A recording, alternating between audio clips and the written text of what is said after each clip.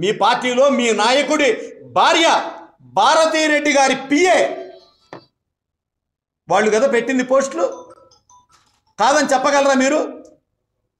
మరి అవన్నీ మర్చిపోయి ఇవాళ తల్లికి చెల్లికి తేడా తెలియని మీ వైకాపా వాళ్ళు తెలుగుదేశం పార్టీ నాయకుల గురించి మాట్లాడే అర్హత ఇసుమంతా కూడా లేదని మీకు తెలియజేస్తా ఉన్నా.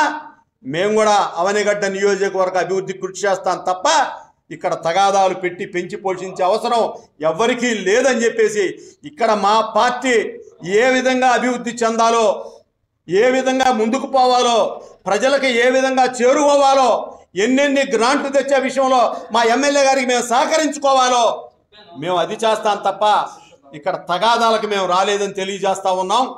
ఇవాళ కావాలని చెప్పి నువ్వేదో ప్రాంతాలు కులాల మధ్య చిచ్చు పెడితే నమ్మే అమాయకులు ఎవరు లేరు. అలా లేరు కాబట్టే మీ సభ్యత మీ సంస్కృతి తెలుసుకున్నారు కాబట్టే నీతో సహా రాష్ట్రంలో మీ నాయకుడు కూడా ప్రతిపక్ష హోదా కూడా లేకుండా చేశారు. అడుక్కుంటున్నాడు ఇవాళ. వై నాట్ 175 అన్నోడికి ఇవాళ కనీసం 11 సీట్లు ఇవ్వాల, 12 సీట్లు ఇవ్వాల పట్టుమని సిగ్గుతో ఇవాళ కోర్టుకు పోయాడు. భారతదేశ రాజకీయ చరిత్రలో ప్రతిపక్ష హోదా ఇవ్వండి అని అడుక్కున్న ఏకైక నాయకుడు ఎవడైనా ఉన్నాడు అంటే అతను జగన్మోహన్ రెడ్డి. జగన్మోహన్ రెడ్డి గతంలో మాట్లాడాడు, చంద్రబాబు నాయుడు గారు ఇది చిట్టుకేస్తే నేను ముగ్గురు లాగితే నీ ప్రతిపక్ష హోదా హొళెక్కన్నాడు. మరి ఆ రోజు 18 అని ఒప్పుకున్నావు కదా, ఇవాళ ఒక సంఖ్య లేదని మాట్లాడతాడు. జగన్మోహన్ రెడ్డి అనేవాడు రోజుకు 2 సార్లే నోరు తెరుస్తాడు. ఒకటి అన్నం తినటానికి, 2 అబద్ధాలు ఆడటానికి. అంతకు మించి అతను నోరు తెరవడు. ఆ అబద్ధం కూడా ఎంత అతికినట్టు మాట్లాడతాడు, జాలి గొలిపే విధంగా మాట్లాడతాడు. నా అక్క చెల్లెళ్ళు అంటారు, నా తల్లులు అంటాడు, నా చెల్లెలు అంటాడు.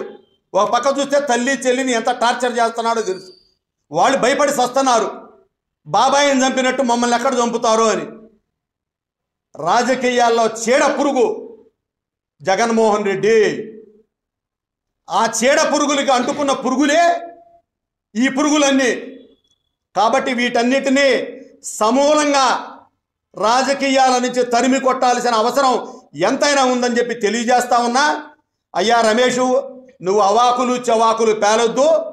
నీకంటే మేమంతా బాగా చదువుకున్న వాళ్ళం, సభ్యత సంస్కారం నాగరికత తెలిసిన వాళ్ళం.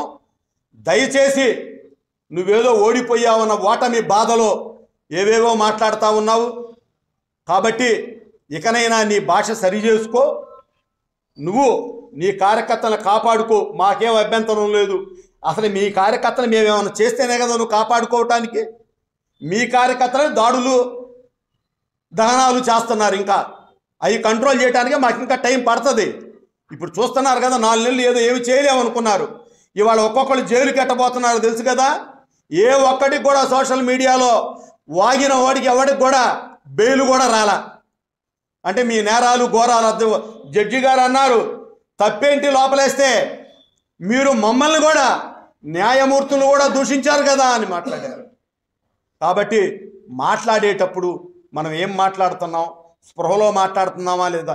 ఇవాళ ఏంటంటే సోషల్ మీడియా వచ్చిన తర్వాత ప్రతి వాడికి రాజకీయం తెలుసు. నువ్వేదో కొత్తగా రాజకీయాలు నేర్పాలంటే ఆ రోజులు పోయినాయి.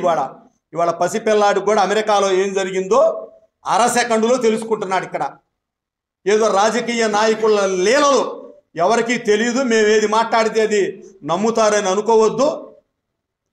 నువ్వు దయచేసి నా మీద కానీ మా కూటమి ఎమ్మెల్యే బుద్ధప్రసాద్ మీద కానీ అనుచిత వ్యాఖ్యలు చెయ్యొద్దని చెప్పేసి ఈ సందర్భంగా తెలియజేస్తా ఉన్నా.